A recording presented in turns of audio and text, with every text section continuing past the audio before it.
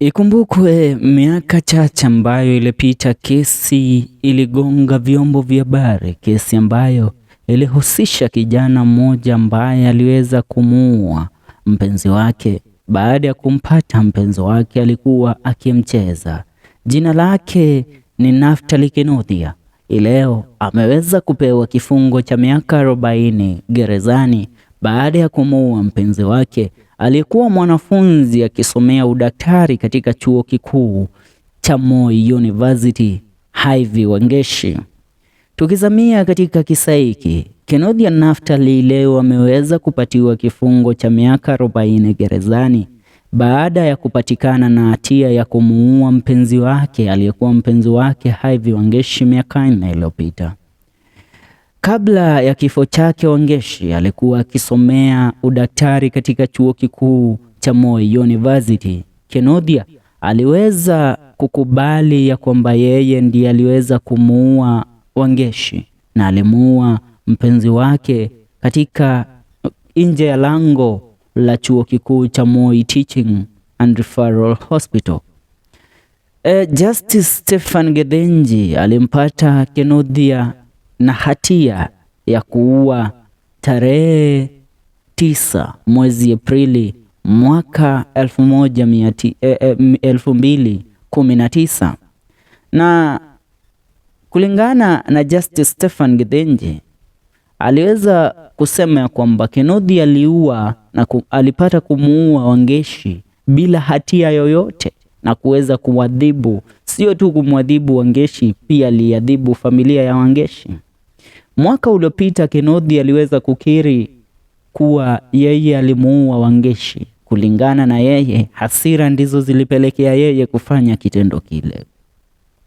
Alisema ya kwamba Wangechi alikuwa amemghadhabisha baada ya kumwarifu ya kwamba alikuwa akitaka kutoka katika uhusiano na yeye, ila kulingana na Kinuthia, yeye alikuwa amewekeza pesa mingi sana katika mahusiano yale.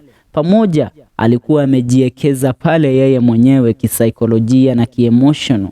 Yani kulingana na yeye alikuwa ameinvest sana katika uhusiano wake na binti yule Ivy Wangechi.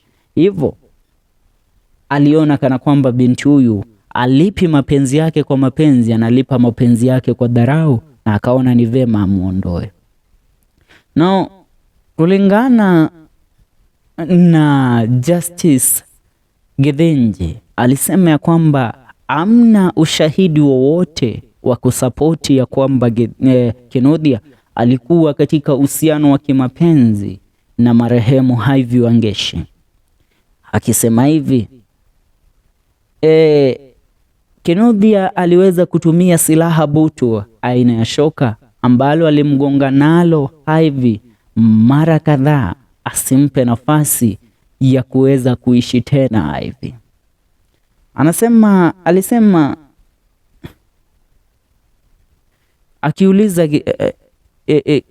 aliuliza hivi, if he did not want, alimuuliza hivi Gethenji, huyu justice ambaye ama niseme jaji ambaye alikuwa akitoa hukumu hii, aliuliza kama hukutaka kumuua Ivy Wangechi, mbona aungetumia mikono yako mitupu kumpiga? Lakini maana ulikuwa na azimio lako kubwa lilikuwa ni kumuua binti huyu, ndo maana ulienda ukanunua shoka na ukaenda kumpiga nalo. Now, the judge noted the claims of provocation by Kinuthia were not true. Kinuthia, through his lawyer, expressed regret for the crime and claimed to have changed in the 4 years he has been in remand. Ila watu wanauliza miaka 40 pekee kwa kupoteza maisha ya mtu. Hasara ndugu yangu.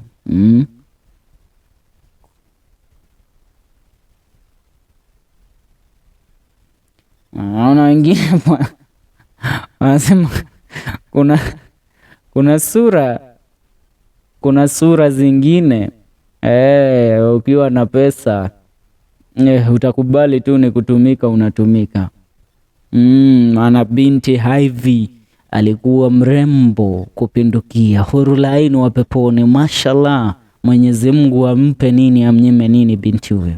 Lakini Kwa sababu ya wivu, mimi husema ni wivu mara nyingi ambao unapelekea mtu kumuua mtu. Maana wakati ambapo unajipatia jukumu la kuweza kuwa wewe ndiye Israeli mtoa roho, wewe ni nani wewe? Unajipea jukumu la kuwa muuaji. Ni kisa ambacho kimeweza kuongelewa sana kwenye mitandao ya kijamii, na kukumbusha hapa ni FM Show KE. Usibanduke kabla ujisubscribe, tuungane